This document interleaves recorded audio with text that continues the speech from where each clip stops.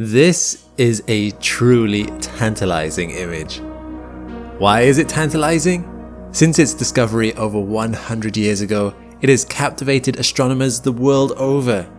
It lies so despairingly close, yet would take generations to reach. It's not visible to the naked eye, yet it is the closest star to our solar system. It was at one point the lowest luminosity star known to man, yet also the most active one. As if the paradoxes of this star weren't alluring enough, scientists have recently discovered a seemingly Earth-like exoplanet in its orbit, opening conversations about interstellar colonization that include Mark Zuckerberg, Elon Musk, and Stephen Hawking. It's almost like it is knowingly toying with us humans and our unquenchable curiosity for what lies beyond.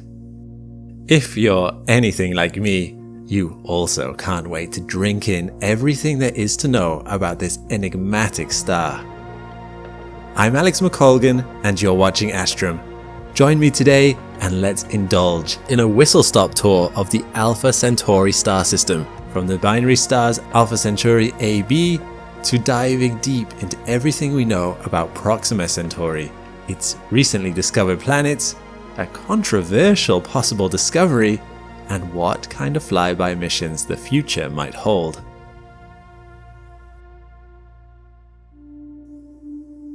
Leaving Earth, it would take just over 4 light years to reach the closest known stars to our solar system.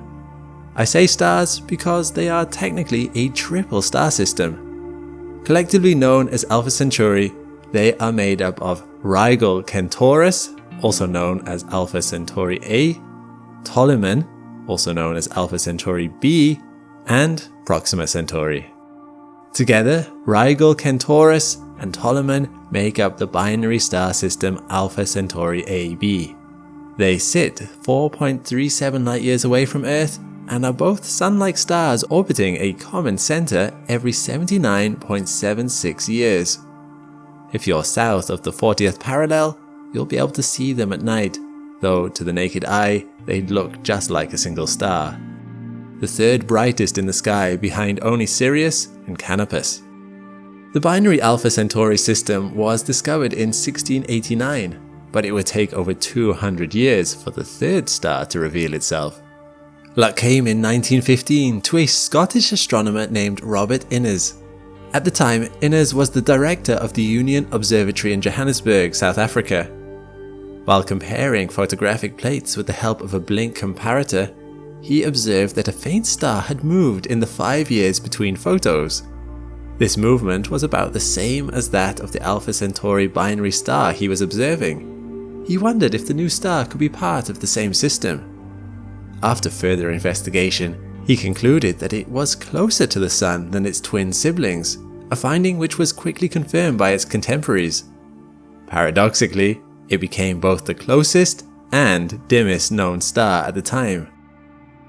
The surprises didn't end there. In 1951, American astronomer Harlow Shapley discovered that Proxima Centauri is a flare star.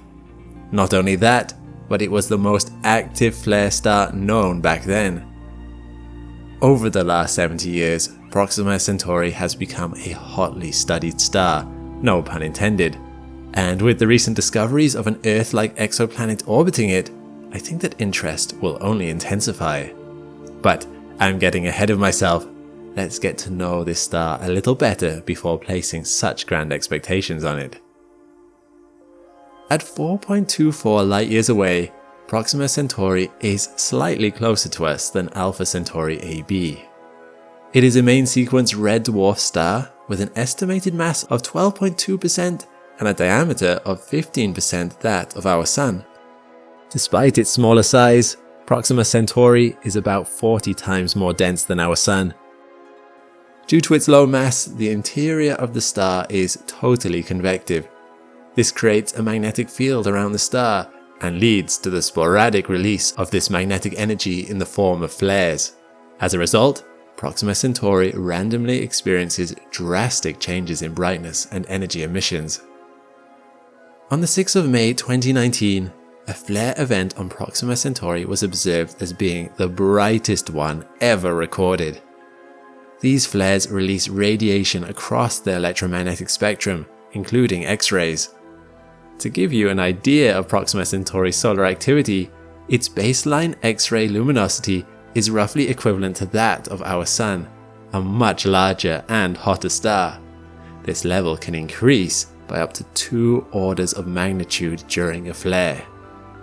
Not only does Proxima Centauri have more intense solar activity than our Sun, it also has a higher frequency of it.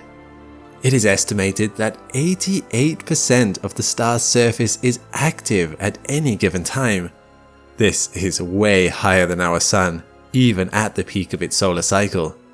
But before you start thinking of Proxima Centauri as a fiery ball of fury, remember, we are comparing apples and oranges here. Our Sun is not a red dwarf.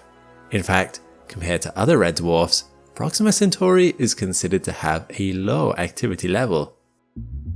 Unlike the Sun, which scientists estimate will only burn through 10% of its hydrogen supply before burning out, Proxima Centauri is predicted to use up almost all its fuel before leaving the main sequence in about 4 trillion years. And by then, Earth, our Sun, and our whole solar system will be long gone. Alpha Centauri AB is 0.13 light-years or 2 trillion kilometers away from Proxima Centauri. You may be wondering, if Proxima Centauri is so far away from its companion stars, why is it considered part of the same stellar system?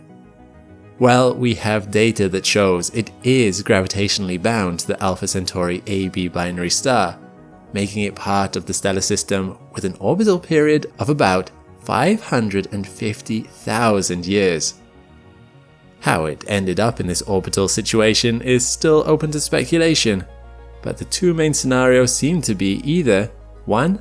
Proxima Centauri was bound to the Alpha Centauri system during its formation, meaning the stars likely share the same elemental composition, or 2. Proxima Centauri was captured by the binary star's gravity during an encounter, leading to a highly eccentric orbit that was later stabilized by the galactic tide and further stellar encounters. Regardless of how Proxima Centauri got into this triplet, calculations suggest that in 3.5 billion years it will get out. As Alpha Centauri AB continues to evolve and lose mass over its lifetime, Proxima Centauri will unbind from the system. The binary star system itself is also predicted to disassociate and diverge in about 12 billion years into 2 white dwarfs, which will forge independent and steadily diverging paths. Being our closest neighbors, we know quite a lot about Alpha Centauri AB, but we'll go into more detail about this binary star system in another video. For now, it's all eyes on Proxima Centauri. The search for exoplanets around Proxima Centauri had been ongoing since the mid-2000s, without much luck. But researchers weren't willing to give up.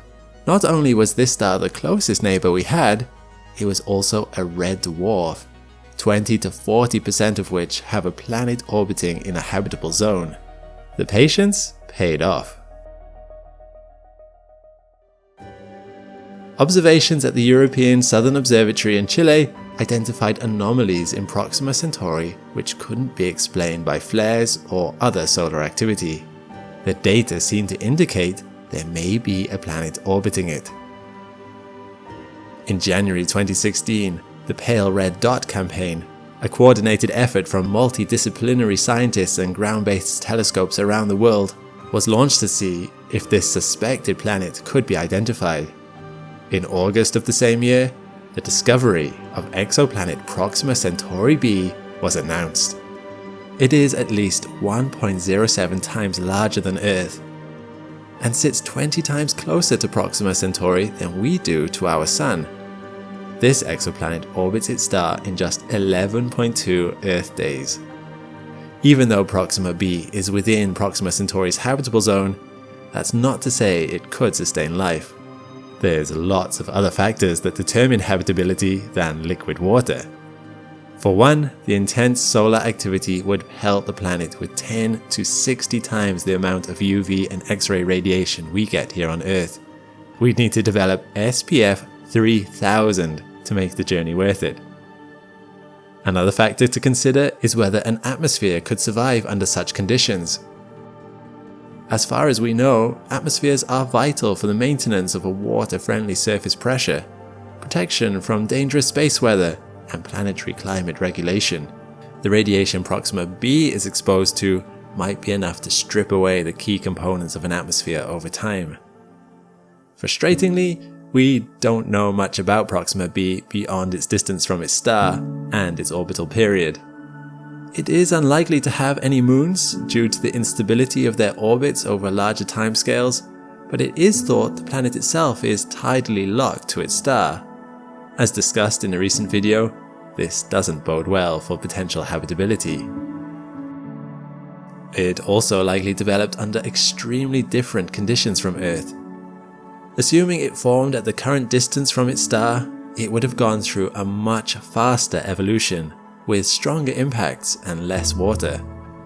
However, there is some debate about its formation. Some scientists think the amount of material in the protoplanetary disk would be insufficient for it to form at its current distance from the star. It's more likely, they say, that the planet formed farther away from its star and eventually drifted into its current orbit around Proxima Centauri. What the surface of the planet might look like is down to pure speculation. Theories range from a planet covered in ice to planet-wide oceans like Earth, though unlikely if the planet is indeed tidally locked, to a water-free world with only dry land, or a subsurface ocean like Europa. In short, no idea. We haven't directly imaged the planet yet, so we'll have to wait for the first flybys to get a better idea, which some moguls are already planning.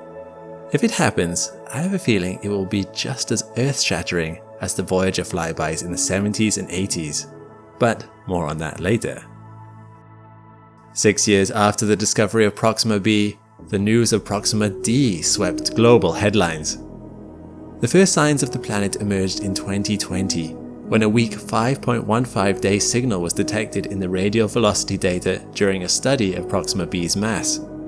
Following further data collection and analysis, scientists announced the discovery of Proxima D in February 2022. So far, we know it's a sub-Earth planet with at least 25% the mass of Earth, orbiting the star every 5.1 days. Sitting at a distance of 4.3 million kilometers, it orbits too close to have a habitable equilibrium temperature, which would be driven up to 87 degrees Celsius. It's also probably tidally locked, and would be pelted with so much radiation the chances of finding life there are very slim. But this planet holds promise in another realm. It is the lightest planet to ever be detected with the radial velocity method. Since the planet is too far to be seen with telescopes, scientists rely on a characteristic wobble anomaly in the movement of a star that indicates the potential presence of a planet. The more massive the planet, the more obvious the wobble. In the case of Proxima D, the wobble was practically imperceptible. To me, the fact that we caught the wobble and were then able to demonstrate with enough certainty that it is caused by a planet is a technological milestone worth celebrating. If only the world of astronomy were so cut and dry. Where there is breakthrough and celebration on one hand, there is bleak uncertainty on the other. That's exactly where you'll find the controversial exoplanet Proxima C. Initially detected in 2019 using the same radial velocity method that found Proxima D, the existence of Proxima C was then confirmed in 2020 using Hubble astrometry data. However, in 2022, another team challenged the initial radial velocity data that led to the alleged discovery. They claimed the anomalies could have instead been associated with small, unaccounted systematic errors in the data extraction method the researchers used. Basically, a miscalibration.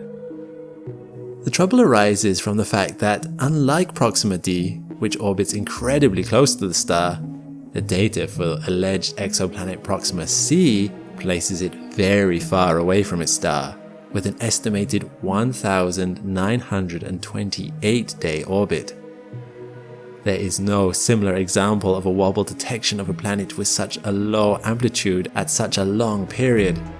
That doesn't necessarily mean it's wrong, but it's going to require some confirmation from additional observations, says Paul Robertson, astronomer at University of California, Irvine.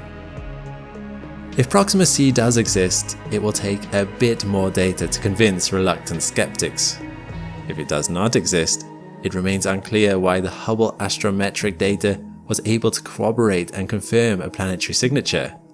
I guess we'll just have to wait and see what future studies find.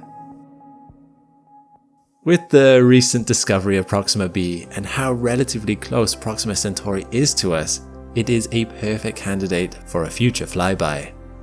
However, reaching our neighbouring star system will take thousands of years using conventional propulsion technologies. Newer techniques like solar sails or nuclear propulsion might make such a trip possible within a human lifetime. Such ideas spearheaded the development of Project Breakthrough Starshot, an initiative set up by investor and physicist Yuri Milner, which aims to reach the Alpha Centauri system within the first half of the 21st century. The idea is to conduct a flyby mission by sending microprobes weighing just a few grams at 15 to 20% the speed of light, and they think they could do it as early as 2036. With this timeline, the probes would reach Alpha Centauri in 20 years, and we on Earth would receive the first data 4 years later. After the initial flyby, the probes would possibly venture to the exoplanets and collect data on their atmospheric compositions, much like the Voyager missions did on our outer solar system decades ago. The team is pinning their hopes on the yet-to-be-developed Star Chip, a microelectronic gram-scale wafer carrying cameras, photon thrusters, power supply, navigation, and communication equipment, essentially constituting a fully functional space probe. This is based on Moore's law, which states that the speed and capability of computers can be expected to double every 2 years. Bold and ambitious, the plan is not without its challenges. The team proposes to power these microprobes with 100 gigawatts of Earth-based lasers. That's the equivalent of the output of 100 large nuclear power plants concentrated on probes just centimeters wide. Plus, all components of these tiny probes must be built to withstand extreme acceleration, cold, vacuum, and collisions with space dust. With this in mind, perhaps the project would more aptly be named Project Breakthrough Longshot.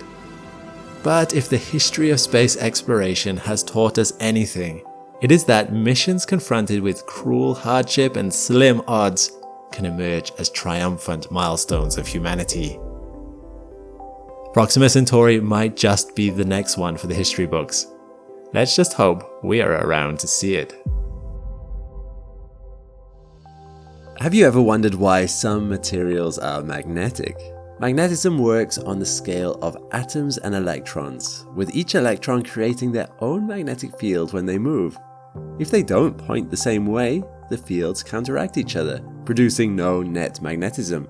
This is a principle that Novium, the sponsor of today's video, understands well. Using award-winning creative design, they've created a truly unique hover pen that hangs in the air using the delicate balance of magnetic fields working in unison. Novium pens are comfortable, high-end, and come in 4 different colors to suit your tastes. With the premium edition, there's an option with a real meteorite shard embedded from a meteor 20 million years older than the Earth itself, making it a really cool Father's Day gift or a great gift in general. If you want a pen that inspires your own creativity, scan my QR code or click my link in the description below to get 10% off all hover pens, as well as free shipping in most countries. Check it out. After all, who doesn't want a part of space in their hand? Thanks for watching, and thanks to our crew of Astromnauts over at Patreon who help us make science knowledge freely available to everyone. Chasing the algorithm can be hit and miss sometimes, so your contributions help us keep making the content we love. And if you haven't already, but you want to join the Patreon, there's never been a better time to get in on the party. Just sign up with the link in the description. When you join, you'll be able to watch the whole video ad-free, see your name in the credits, and submit questions to our team. Once again, a huge thank you from myself and the whole Astrum team. Meanwhile, click the link to this playlist for more Astrum content. I'll see you next time.